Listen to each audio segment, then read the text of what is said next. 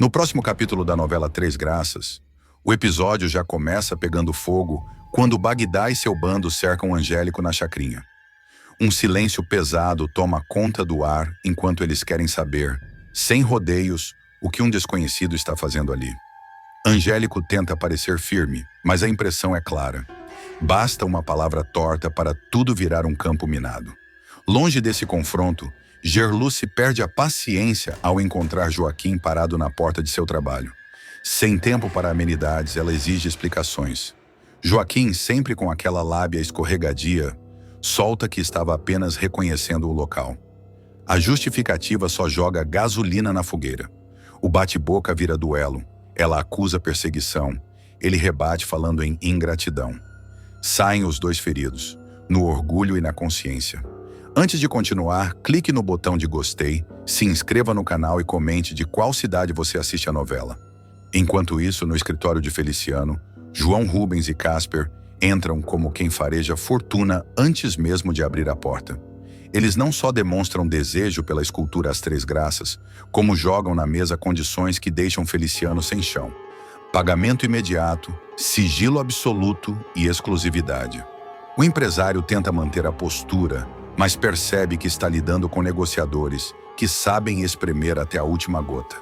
É então que a narrativa volta para Macedo, que surge como um maestro invisível, guiando todos sem que percebam. Ele apresenta Angélico a Ferete, mas o encontro não é casual.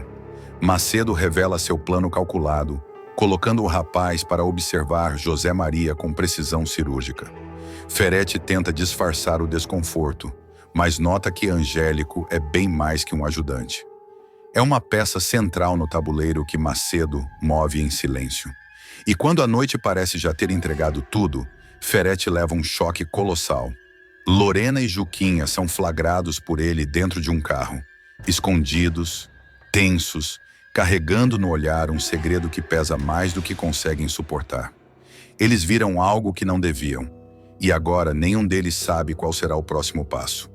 A trama, essa sim, não volta mais ao ponto de origem. Gerluce inicia novo plano para usar dinheiro do roubo da estátua sem levantar suspeitas. Avançar aos poucos. Gerluce finalmente começará a transformar o desespero em estratégia. A cuidadora percebe que não pode simplesmente agir por impulso. O plano precisa ser silencioso, inteligente e, acima de tudo, impossível de rastrear. Ela reúne a turma na sala escondida da chacrinha, onde todos se acomodam em cadeiras improvisadas. A tensão paira no ar, mas Gerluce ergue a voz num tom firme, quase de general. Comprar tudo de uma vez não dá. A primeira câmera que apontarem para nós, estamos fritos. Então, se não dá para comprar no atacado, o negócio é avançar aos pouquinhos. A frase ecoa entre os presentes. E é justamente essa visão calculada que acende um estalo na cabeça de Joaquim. O rapaz, que sempre se considera o cérebro alternativo da operação, propõe dividir a equipe e espalhá-la pela cidade. Cada um com um pedaço minúsculo do valor. Nada que chame atenção, nada que desperte curiosidade. Um formigueiro silencioso. Se a gente se separar e sair pela cidade, dá para comprar uma quantidade razoável de remédio sem ninguém ligar os pontos. A proposta empolga Júnior, que já se inclina para a frente como quem enxerga o mapa mental se desenhando. São Paulo tem farmácia em cada esquina. Se a gente rodar o dia inteiro, cada um num bairro, ninguém vai desconfiar. Pode funcionar, e muito. Enquanto a turma debate horários, rotas, combina sinais e distribui envelopes com pequenos valores, um detalhe novo surge e muda o rumo da conversa. A presença inesperada de Rogério, ainda incógnita para quase todos. A chegada dele provoca um estranhamento imediato. Não é habitual alguém de fora se aproximar daquele núcleo sem levantar sobrancelhas. Mas Cláudia, que carrega no olhar um misto de receio e convicção, se adianta antes que a desconfiança vire briga. Calma, gente. Eu fiz a ponte. Só posso adiantar uma coisa. A tal pessoa quer o mesmo que vocês. Botar Ferete e Arminda na cadeia e denunciar o esquema deles. As cabeças se viram ao mesmo tempo para ela, como se o ar se tornasse mais pesado. Cláudia respira fundo. Sabe que precisa falar. mas escolhe cada palavra com a precisão de quem pisa em vidro moído. Mas antes, digamos que ele tem outras contas a acertar com os dois. E não são pequenas. Júnior franze a testa. Joaquim cruza os braços. Gerluce aberta o pano do avental como quem tenta controlar a ansiedade. Rogério permanece calado, apenas observando, com o rosto parcialmente escondido pela aba do boné. Ele não se apresenta, não se explica, mas deixa claro que sabe mais do que deveria. Cada gesto dele carrega um passado mal resolvido, um segredo pronto para estourar. E todos percebem, instintivamente, que aquilo não é só um aliado novo. É uma bomba relógio que, por hora, está do lado deles. A cuidadora, tentando manter o foco, volta ao assunto prático. O que importa agora é garantir os remédios. A gente está lidando com vidas. Não podemos falhar. O grupo concorda num coro silencioso. A missão, nesse momento, deixa de ser apenas um ato de justiça. É sobrevivência. É devolver dignidade à Chacrinha, um bairro abandonado por quem deveria acolher. Júnior pega o papel com sua rota detalhada, pronto para percorrer uma dezena de farmácias sem repetir caminho. Joaquim ajusta o relógio, impaciente para começar. Gerluce percebe o ambiente ficando mais denso à medida que as tarefas são distribuídas. Mas algo ainda paira no ar. Um segredo que Cláudia guarda com a atenção de quem conhece o peso do nome que carrega. Quando todos já estão de saída, ela segura o braço da cuidadora, chamando-a para um canto mais discreto da sala. Tem uma coisa que você precisa saber, mas não agora. Ainda não, diz Cláudia, evitando o olhar direto. Gerluce estranha, mas não insiste. A urgência do plano fala mais alto. O grupo se dispersa como planejado, e a cuidadora fica sozinha por alguns instantes, organizando mentalmente cada etapa. Mas do lado de fora, Cláudia não segue com os demais. Ela vira à esquerda, toma uma rua estreita e desaparece entre as casas velhas, até chegar a um carro estacionado sob a sombra de uma amendoeira. A porta do veículo se abre por dentro, revelando a figura viva de Rogério, oculto atrás de óculos escuros e uma barba cuidadosamente cultivada para apagá-lo de quem ele já foi. O homem que todos acreditam estar morto, o marido dado como desaparecido, o fantasma que Arminda tenta enterrar há anos e que agora retorna como um cálculo perfeito de vingança. Eles engoliram a história? Pergunta Rogério sem elevar a voz. Engoliram. Mas a Gerluce desconfia de tudo sempre. Vai perceber rápido que você não está aqui por boa vontade, responde Cláudia, entrando no carro. Rogério sorri, um sorriso frio, firme, antigo. Ótimo! Quanto mais rápido ela entender, mais rápido Ferretti e Arminda caem. Eu esperei anos por isso. Não voltei para brincar. Cláudia observa o retrovisor, garantindo que ninguém o seguiu. Ela é a única que conhece a verdadeira trama por trás daquela aliança improvável. Foi ela quem encontrou Rogério vivo, anos atrás, escondido na fronteira, após quase morrer num golpe que levava nitidamente as digitais de Ferretti e a assinatura silenciosa de Arminda. Só não esquece do acordo, alerta Cláudia. Você quer derrubar a Arminda. Eu quero derrubar o Ferretti. Mas a queda de um mexe no outro. Tem que ser calculado. Vai ser, garante Rogério. A ruína deles começa pelo que mais desprezam. O povo que tentaram calar. E Gerluce... Ele faz uma pausa, como quem associa as peças do tabuleiro. Gerluce é a chave, mesmo sem saber. Enquanto isso, o plano dos remédios se desenrola pela cidade. Cada cheque, cada compra, cada trajeto silencioso alimenta algo que vai muito além de medicamentos. Alimenta um colapso que cresce invisível, subterrâneo, prestes a engolir os dois vilões. Mas ao mesmo tempo, surge a primeira fagulha de perigo. No fim da tarde, quando Júnior retorna com as sacolas escondidas na mochila, ele nota um vulto sentado numa moto preta, observando a rua principal da chacrinha. Não reconhece o rosto, mas sente o arrepio na nuca.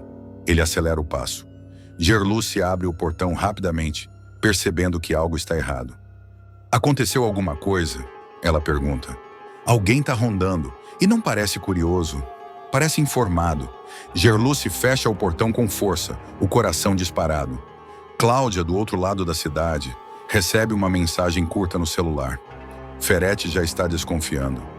Ela mostra o visor para Rogério, que apenas ajusta o cinto de segurança e dá partida no carro.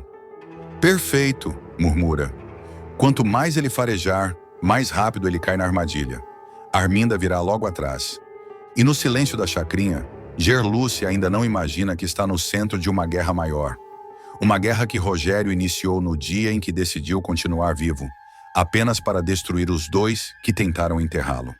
Rogério dirige devagar pelas ruas estreitas, como quem revisita um território que um dia chamou de lar. Mas agora observa tudo com os olhos de um homem que voltou do próprio túmulo. Cláudia mantém o celular na mão, pronta para qualquer alerta, enquanto o plano deles se encaixa em silêncio. Quando Ferete perceber que a estátua sumiu e o dinheiro desapareceu, vai achar que Arminda armou contra ele, diz ela. Rogério sorri de canto. E Arminda vai achar que Ferete quer acabar com ela. A guerra começa entre eles antes mesmo de descobrirem que fui eu quem puxou o fio. Na chacrinha, Gerluce termina de guardar as últimas caixas de remédios e apaga a luz. O pressentimento ainda lateja, mas ela respira fundo, acreditando que tudo está sob controle. Por agora. A moto preta passa mais uma vez, lenta, observadora. E do outro lado da cidade, Rogério ajusta o espelho retrovisor e encerra a conversa com uma certeza gélida. Está tudo caminhando. Primeiro eles se destroem entre si. Depois eu termino o serviço. Cláudia apenas concorda. E o carro desaparece na escuridão, levando consigo o homem que voltou dos mortos, decidido a arrastar Arminda e Ferete para o mesmo destino. A teia está fechada e ninguém, absolutamente ninguém, percebe. Zenilda vai perder completamente o chão e, ao mesmo tempo, reencontrar uma força que nem ela sabia que tinha. Ao sentir o perfume inconfundível de Arminda impregnado na roupa de Ferete. A cena, que promete fazer barulho, marcará não apenas o início de um confronto conjugal, mas a verdadeira virada da personagem. A mulher que sempre engoliu humilhação começará a ruir por dentro, até finalmente emergir como um vulcão prestes a explodir.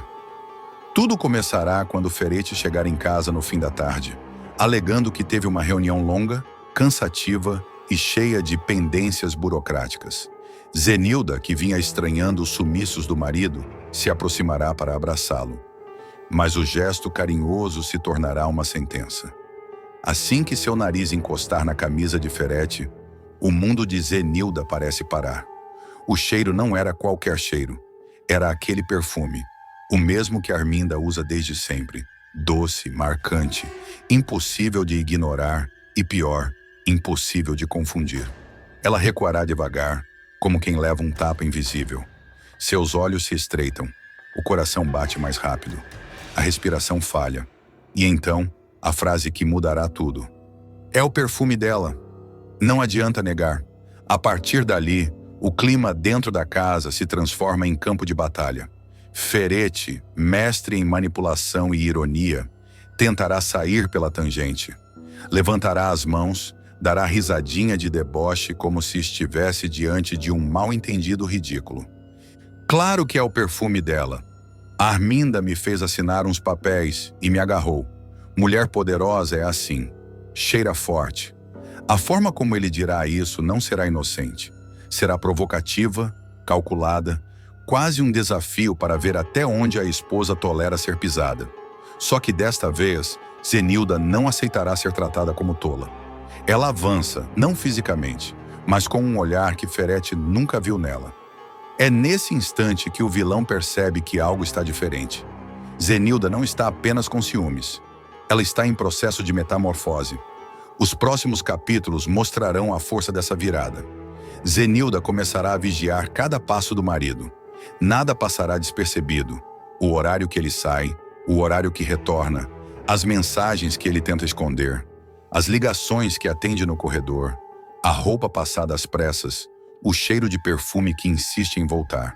E, quanto mais ele tenta manipular, mais Zenilda afia o próprio instinto. A novela deixará claro que esse episódio, aparentemente só mais um capítulo de ciúmes, é, na verdade, o estopim da queda de Ferete. Zenilda, acostumada a abaixar a cabeça para preservar a paz dos filhos, agora percebe que o silêncio dela só fortaleceu o inimigo. A leoa desperta, e ela desperta com fome. Em cenas futuras, veremos Zenilda desabafar com Josefa, que tentará aconselhá-la a manter a calma. Mas a mãe de Leonardo e Lorena estará irredutível. Sua fala, carregada de dor e frustração, mostrará o tamanho do estrago emocional. Eu não sou burra, Josefa. Não sou cega. Há anos eu sinto que tem algo errado. Hoje eu só tive a prova, e essa prova não sairá da cabeça dela tão cedo. Zenilda começará a reconstruir mentalmente cada detalhe estranho que já viu. A roupa de Ferete com cheiro diferente, o nervosismo dele ao ouvir o nome de Arminda, os horários incompatíveis, as reuniões que surgem do nada, as desculpas sempre mal costuradas. A soma de todas essas observações fará com que ela perceba que sempre esteve vivendo com metade da verdade e que a outra metade estava escondida atrás de um perfume caro. Enquanto isso, Arminda seguirá com sua vida na mansão, acreditando que controla o jogo. Mas a novela deixará claro que o clima ao redor dela começará a se alterar. Zenilda passará a observá-la com um olhar diferente. Não mais submisso, não mais intimidado. Um olhar que diz, eu já sei e eu vou te pegar no pulo. Ferete, por sua vez, tentará apagar o incêndio com ainda mais mentiras.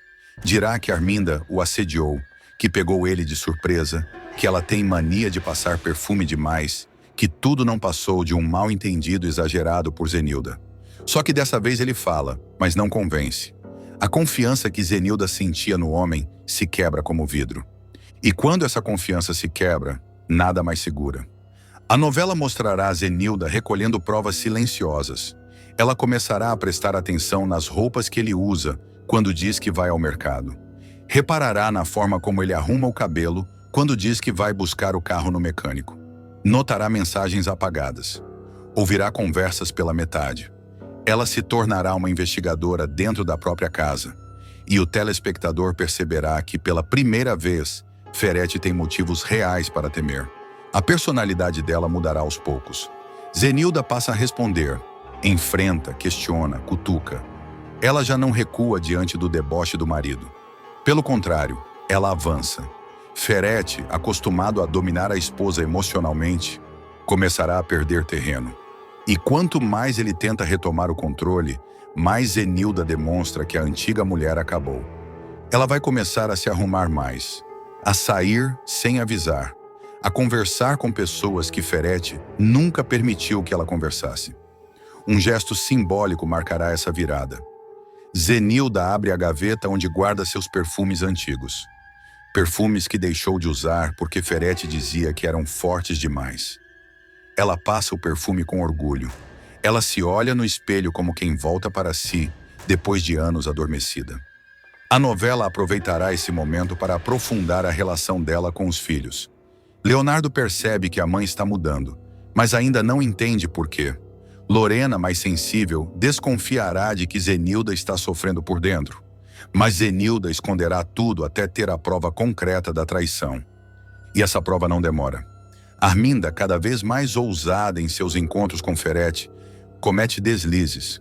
Um brinco esquecido no carro, um lenço, um bilhetinho. Para qualquer outra pessoa, talvez fosse detalhe. Para Zenilda, agora em estado de alerta, cada detalhe vira bomba relógio. Ela começa a juntar as peças. E quando Zenilda junta peças, o resultado é explosivo. Os próximos capítulos prometem cenas de tirar o fôlego, com Zenilda finalmente encarando o marido como nunca fez. A mulher que sempre pediu permissão, agora exigirá respostas. A que sempre falou baixo, agora gritará. A que sempre acreditou em desculpas, agora fará Ferete engolir cada palavra maldita. A partir do momento em que Zenilda junta as primeiras pistas, a novela mergulha numa espiral de tensão crescente. Ferete começa a sentir o cerco apertar, mesmo sem admitir em voz alta. Ele tenta controlar os horários, evitar encontros arriscados, disfarçar o nervosismo. Mas o que antes parecia fácil agora se torna um jogo perigoso. Zenilda não demonstra mais fragilidade. Ela demonstra cálculo. E isso aterroriza o vilão mais do que qualquer descoberta concreta. Num dos próximos capítulos, veremos Zenilda surgir na sala, segurando a camisa que ele deixou jogada no sofá. Ela passa o dedo sobre o tecido, como quem examina um vestígio de crime. Levanta o olhar devagar e diz, fria, engraçado, esse perfume sempre some quando você chega da rua, mas hoje ficou forte demais. Parece até fresquinho. Ferete, irritado, perde a compostura pela primeira vez.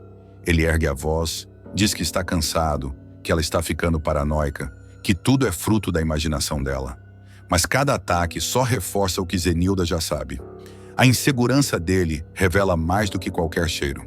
A novela deixará claro que Zenilda não pretende agir por impulso. Ela se arma de paciência, observando Ferete com a precisão de quem já não ama, mas quer justiça.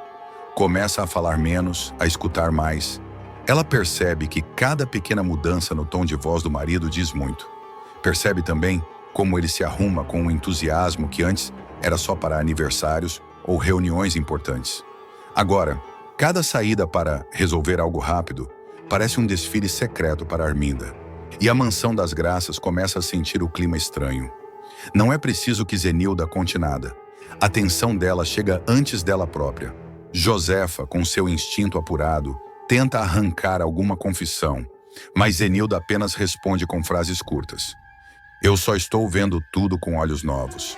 Após rejeitar Viviane por ser trans, Leonardo dorme com a jovem pela primeira vez e se encanta.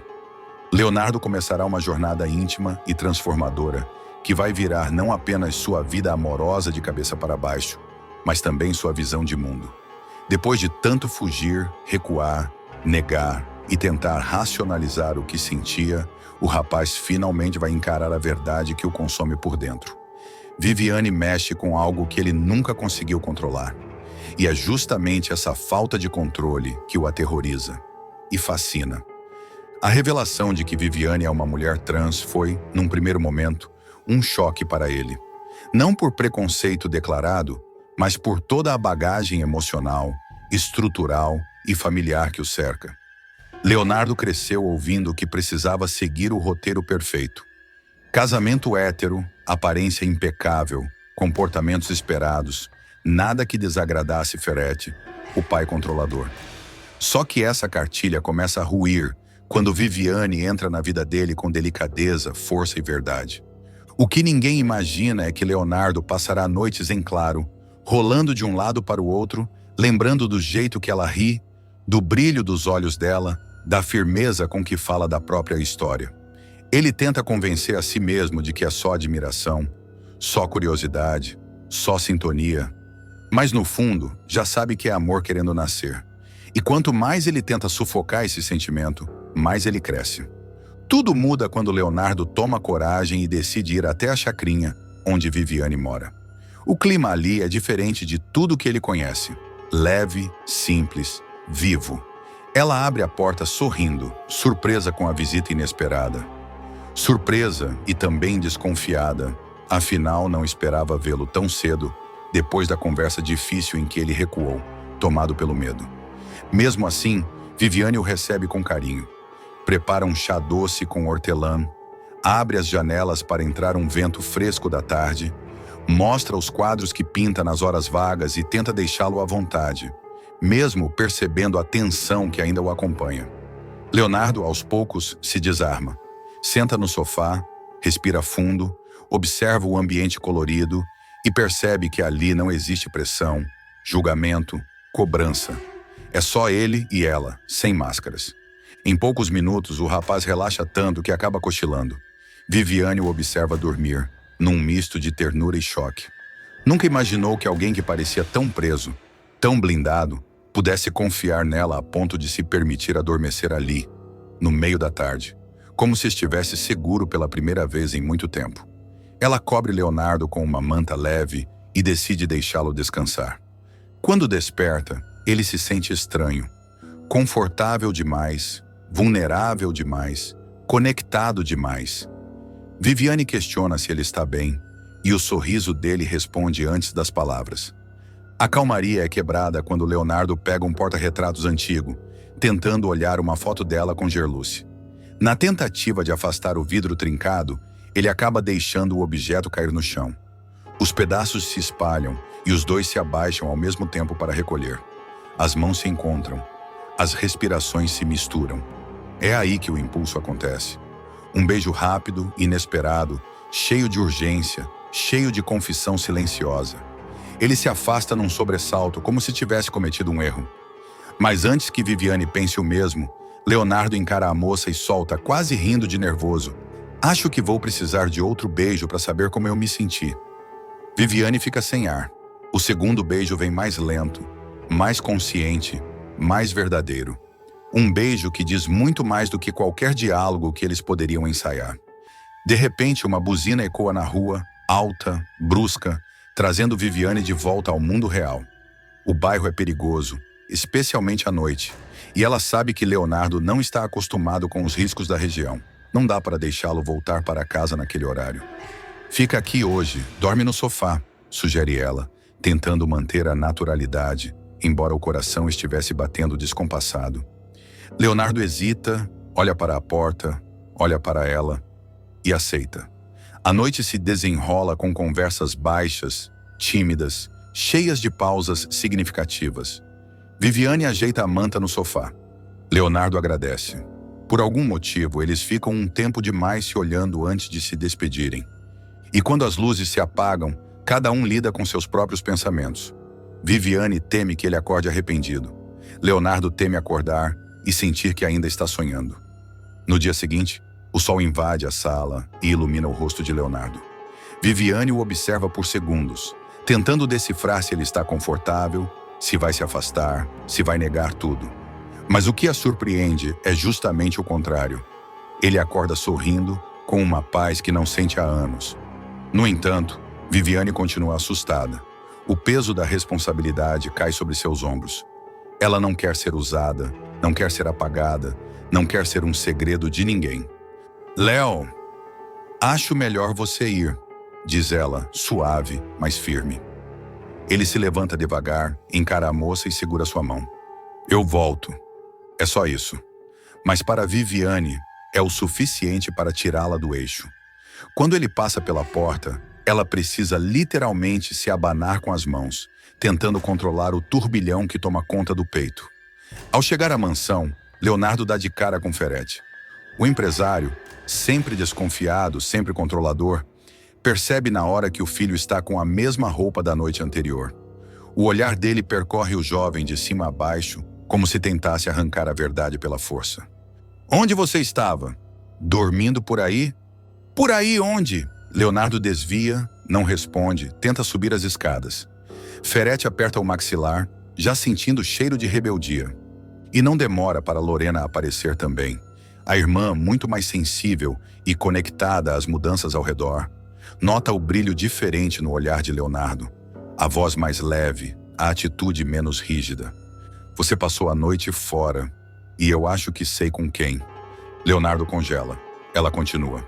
"Com uma mulher trans, não foi?" Ele não confirma, mas também não nega.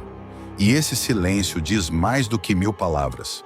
Enquanto tenta fugir das perguntas de Ferretti e do olhar afiado de Lorena, Léo corre para o quarto, fecha a porta e encosta a cabeça na madeira, respirando fundo, como se estivesse tentando impedir que o coração saísse pela boca. E é ali, sozinho, que ele percebe algo que ainda não tinha nomeado. Pela primeira vez em anos, ele acordou feliz. Não leve, não apenas tranquilo. Feliz. E isso o aterroriza tanto quanto o encanta. Viviane, por outro lado, passa o resto da manhã tentando devolver a casa à normalidade. Guarda a manta que cobriu o sofá, varre os cacos do porta-retratos quebrado, lava a xícara do chá que ele tomou. Mas cada gesto traz o rosto de Leonardo de volta, e ela se pega sorrindo, para logo em seguida se repreender. Não quer se iludir, não quer ser ferida, não quer repetir histórias de outros tempos, de homens que a procuraram na sombra, mas nunca à luz do dia. O medo insiste em ficar, mas o sentimento também. À tarde, Lorena aparece na chacrinha. Viviane leva um susto, achando que Leonardo a mandou, mas a jovem explica que foi por conta própria. Lorena pede para conversar, usando um tom leve, mas decisão nos olhos. Ela não chega para acusar, chega para entender. Meu irmão te machucou? Não, responde Viviane baixinho. E você gosta dele? Viviane hesita. Confessa apenas o suficiente. Diz que houve um momento, que nada aconteceu além disso, que não sabe o que Leonardo sente, que não quer criar expectativas. Lorena escuta tudo com atenção, percebendo a sinceridade e também o receio que vibra na voz da moça. Viviane, eu não sei o que o Léo vai fazer, mas sei que ele nunca esteve tão mexido por ninguém. As palavras deixam Viviane em silêncio, como se tivesse recebido algo que não sabe onde guardar. E é assim que o próximo encontro se torna inevitável. Um encontro que não será mais sobre dúvida, mas sobre escolha. Uma escolha que Leonardo começa, aos poucos, a entender que será impossível evitar. Na igreja, Bagdá chega antes que todos, respirando fundo, como quem tenta domar um furacão que já nasceu dentro dele. O jovem caminha pelos bancos vazios, esfregando as mãos, tentando ensaiar as palavras que diria ao pai, ou melhor, ao homem que ele por tantos anos acreditou ser apenas mais um fantasma do passado de sua mãe. A cada passo, a raiva cresce, a ansiedade sobe, e o eco do templo parece zombar dele. Quando Jorginho finalmente surge na porta lateral, Bagdá avança como um touro ferido, disparando acusações, perguntas, insultos e dores antigas, como quem desfere golpes que estavam guardados desde a infância. Jorginho tenta manter a calma, mas sua voz falha. Há culpa demais entre os dois, e tempo de menos para remediar. A discussão se intensifica, até que Joelle aparece. O rosto dela traz surpresa, temor e uma intuição incômoda. Ela sabe que algo pesado está prestes a ser dito. Ao vê-la entrar, Jorginho decide agir. Ele respira fundo, ergue o queixo e reúne todos perto do altar. Sua postura muda, como se estivesse prestes a enfrentar um tribunal. Ele anuncia com a voz embargada a primeira grande revelação. Bagdá e Joelle são irmãos, e Bagdá é seu filho. O silêncio que se instala é brutal. Joelle leva a mão à boca, chocada. Bagdá dá um passo para trás, como se tivesse recebido um soco no peito, e só então encontra forças para rosnar que aquilo é mentira. Uma farsa, mais uma jogada suja de um homem que ele despreza. Mas Jorginho não recua. Ele confirma a história com detalhes, datas, lembranças dolorosas e falhas que jamais deveria ter cometido. Bagdá treme de ódio.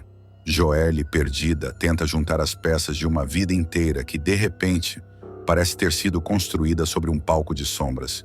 É nesse momento que o telefone de Joelle vibra, um número já reconhecido. O terror volta como uma lâmina fria correndo pela espinha. Samira. A chantagista não dá tempo para a respiração. Ameaça, pressiona, manipula, diz que Joelle está atrasando tudo, que o acordo deve ser cumprido, que o bebê tem destino certo e que nada irá interferir no plano. O rosto da menina empalidece. Bagdá, ao ouvir o nome da golpista, avança, exigindo que ela atenda no viva voz. Joelle, tremendo, sinaliza não com a cabeça, e Jorginho põe a mão no ombro dos dois, pedindo calma. Jorginho e Bagdá, apesar da tensão gigante entre eles, unem forças pelo bem de Joelle. O pai promete que nenhum deles ficará sozinho diante de Samira. E o filho, mesmo tomado por ira e abandono, promete que ninguém encostará um dedo na irmã. É quando Bagdá, que observava tudo em silêncio, lança uma ideia ousada: devolver o dinheiro que Joelle recebeu da quadrilha para tentar desfazer o acordo ilegal. A proposta gera debate. Jorginho teme que isso provoque Samira ainda mais. Bagdá acha que é melhor cortar o vínculo de uma vez. Joelle teme que nada disso baste para deter a chantagista. Mas no fim concordam. Qualquer tentativa vale a pena, desde que abra uma brecha para libertá-la. Mais tarde, Joelle decide fazer algo arriscado. Liga para Samira. A golpista atende com a voz escorregadia de sempre, cheia de veneno e controle. Joelle tenta negociar. Propõe devolver o dinheiro. Pede que Samira encerre o trato. Mas a mulher dá uma risada curta, quase debochada. Diz que o acordo foi firmado, que há pessoas importantes envolvidas e que Herculano e Lena não pretendem desistir do bebê. E, para piorar, afirma que se Joelle desobedecer, outras pessoas pagarão o preço. Joelle entende o recado. Não é só sobre ela, é sobre os que ela ama. É então que o grupo decide montar um plano. Um plano complexo, arriscado, mas a única forma de arrancar Joelle da teia da chantagista sem entregar o bebê. As ideias se cruzam. Bagdá propõe uma emboscada, Bagdá sugere registrar tudo, Jorginho quer envolver Gerluce, mas teme expô-la. E Joely, embora apavorada, decide que será ela mesma a chamar Samira para um encontro final. Ela precisa parecer rendida, obediente, sem levantar suspeitas. E assim começa o cenário da queda iminente da vilã. No dia marcado, Joely chega ao local, combinado com o coração descompassado. Um galpão abandonado, escolhido por Samira. Herculano e Lena aparecem pouco depois, com olhares calculados. Eles falam do bebê como se fosse um objeto, como se tivessem direito sobre ele. Joelle, apesar do medo, se impõe. Pela primeira vez, sua voz sai firme. O bebê é meu. Herculano sorri, Lena revira os olhos e Samira dá um passo à frente, liberando toda a sua crueldade. Ela ameaça a família inteira de Joelle. Diz que tem gente vigiando, que um gesto errado e alguém sofrerá consequências irreversíveis. É nesse instante que Bagdá surge das sombras. Seu corpo tensionado, suas mãos fechadas em punhos, seus olhos brilhando de fúria. Ele enfrenta os compradores com uma coragem quase inconsequente. Herculano tenta intimidá-lo, mas Bagdá não recua. Ele deixa claro que ninguém vai levar o bebê, que ninguém vai encostar em Joelle, que ninguém vai ameaçar sua família sem enfrentar a sua ira. A atmosfera fica elétrica. Dá para sentir o ar vibrando, prestes a explodir. Samira, percebendo que perdeu o controle, apela para o que tem de mais vil, coloca Gerluce na mira. A chantagista descreve onde a mulher está, que tem alguém observando, que qualquer palavra atravessada de Joelle selará o destino de Gerluce. Isso paralisa todos. Joelle sente o chão sumir.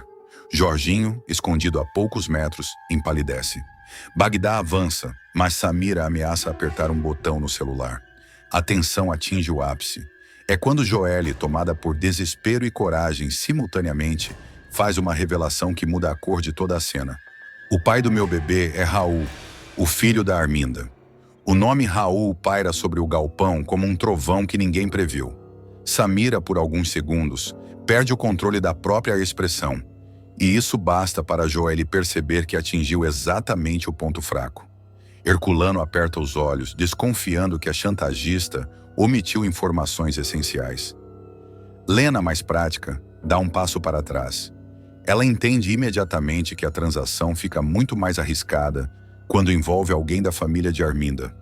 Uma mulher conhecida por não deixar nada barato nos bastidores da cidade. Bagdá, ainda tenso, analisa o ambiente com a rapidez instintiva de quem cresceu sobrevivendo na marra. Ele percebe a hesitação de Lena, o desconforto de Herculano e a oscilação perigosa de Samira, que agora parece tentar recalcular cada palavra que diz. E no meio dessa brecha, ele avança verbalmente com uma precisão afiada, afirmando que, se a história vier à tona, não serão apenas eles os envolvidos. O nome de Arminda aparecerá nos jornais, e a própria Samira será arrastada junto como mentora de um esquema ilegal de adoção. A chantagista empalidece. As peças começam a cair. Joelle, percebendo que o controle está mudando de mãos, mantém o ímpeto. Ela deixa claro que não está ali para negociar nada, e sim para encerrar o jogo. Diz que não haverá entrega, que não haverá acordo, que nenhum dinheiro compra algo que pertence a ela. A menina encara Samira com uma firmeza inédita, rompendo o ciclo de medo que a aprisionava há meses. É a primeira vez em toda a trama que Joelle fala como protagonista da própria vida. Nesse instante, um barulho do lado de fora faz Samira se virar bruscamente. Ela pensa que é algum movimento da sua equipe de vigilância, mas ao ver a porta se abrir, seu rosto muda de cor. Jorginho entra no galpão, decidido, trêmulo de adrenalina, mas finalmente presente como pai. Ele avança até ficar ao lado de Bagdá e de Joelle, criando um trio inesperado, impossível meses atrás, mas agora movido por uma força que nem mesmo Samira calculou. A presença de Jorginho desmonta os compradores. Herculano sente que perdeu qualquer chance de manter a postura de autoridade. Lena, percebendo que está cercada por um drama maior do que imaginava, tenta convencer Samira a desistir antes que tudo vire caso policial. Mas a chantagista, ferida em sua vaidade, dá o último bote. Ameaça registrar Joely como cúmplice. Ameaça entregar mensagens, gravações, rastros. Só que desta vez, ninguém se intimida.